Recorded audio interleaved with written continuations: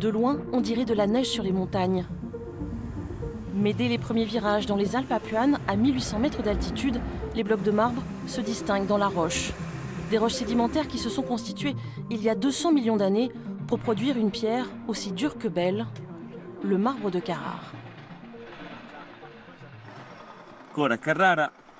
Carrare est la capitale mondiale du marbre pour deux raisons. La première, c'est que des carrières aussi grandes, il n'en existe pas ailleurs dans le monde. Et donc, où que vous alliez dans le monde, vous ne trouverez pas d'autres concentrations de marbre aussi grandes que celle-ci. Il y a 40 000 km de montagnes faites complètement en marbre. Et donc, on en a encore en abondance. Le site est à la fois immense et très ancien. Ici, le travail du marbre a commencé dès l'Antiquité. Aujourd'hui, les pelleteuses travaillent dans ces carrières à ciel ouvert toute la matinée, mais aussi dans les galeries, à l'intérieur. Le balai des camions qui redescendent des blocs de plusieurs tonnes est incessant. Plusieurs entreprises privées se partagent l'exploitation du marbre de Carrare. On trouve 30 compagnies différentes, des carrières concédées par l'État, parce que les montagnes appartiennent à l'État italien, ce qui permet d'avoir des concessions, des coopératives, des sociétés privées, des entreprises. Ils vont payer ces concessions qui ne sont pas très chères. On parle de plusieurs millions d'euros. Et en 2000 ans d'exploitation, les méthodes d'extraction ont bien changé. Après le travail à la main, au marteau pendant des heures pour détacher ces blocs de roches très solides, très résistantes, la solution est arrivée avec une innovation qui nécessite l'utilisation de pierres précieuses. Mais en réalité, ce qui coupe le marbre, c'est le fil diamanté. Cette petite partie du fil qui brille est recouverte de poussière de diamant. Elle peut coûter 100 € le mètre, tourner à une vitesse de 90 km/h et couper 22 mètres carrés en 1 heure. C'est petit, mais ça fait beaucoup d'effet. Et nous poursuivons notre périple dans la région pour découvrir l'or blanc de la Toscane, le marbre de Carrare, un marbre que l'on retrouve dans les édifices religieux, dans les escaliers des palais princiers et dans les sculptures de Michel-Ange. C'était son matériau préféré, celui qu'il arrivait à rendre presque vivant. Pour sculpter la Pietà, Michel-Ange va choisir lui-même dans les carrières de Carrare le bloc le plus pur, celui qui lui permettra de créer ce qui reste encore aujourd'hui une merveille de la Renaissance. Les détails des veines de la peau s'harmonisent avec les veines naturelles du marbre. Pour l'immense David, de plus de 5 mètres de haut, le bloc de marbre, trop étroit, trop dur à travailler, avait été abandonné par les autres sculpteurs. Michel-Ange s'en accommodera et en fera ce chef-d'œuvre, toujours exposé à Florence. Grâce aux carrières de marbre, l'art de la sculpture s'est développé à Carrare.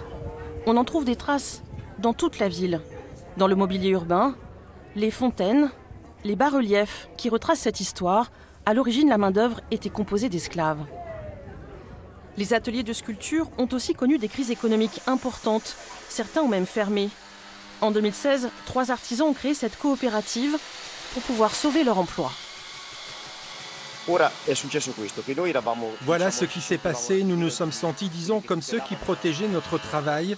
Nous étions les seuls à perpétuer la tradition de la sculpture. Les coopératives de montagne, c'est-à-dire les carrières, lorsqu'elles ont appris la nouvelle, elles ont d'abord fait grève pendant 2 jours et nous ont accordé une aide financière pour construire cette coopérative.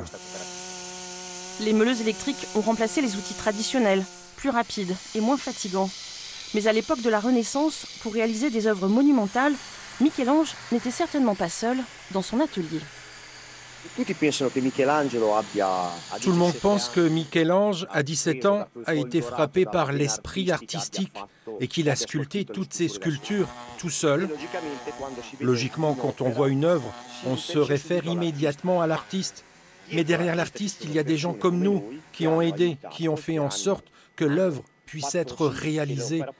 Donc nous croyons, nous pensons, en fait, nous sommes certains que Michel-Ange avait des gens comme nous qui l'ont aidé dans ce travail. Une grande équipe ? Oui, une grande équipe. Une coopérative qui s'est ouverte à d'autres artistes. Actuellement, 3 jeunes sculpteurs préparent le concours international de l'UNESCO, un Italien venu de Lecce, un Chinois et une jeune Espagnole. Leurs œuvres doivent correspondre aux valeurs d'universalité et de paix de l'UNESCO. Tous utilisent le marbre blanc de Carrare, celui destiné à la statuaire. En vérité, c'est la première fois que je travaille le marbre. Normalement, en Espagne, je travaille l'albâtre.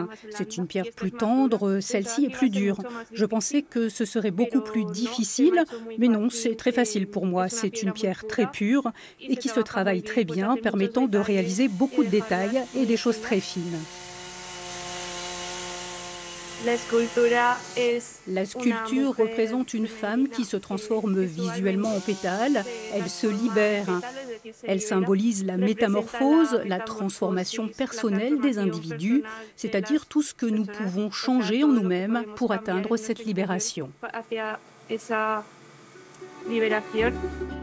Cette coopérative offre ainsi un espace de liberté et d'expression aux jeunes artistes qui trouvent à Carrare la matière première et l'accompagnement nécessaire pour créer leur propre chef-d'œuvre.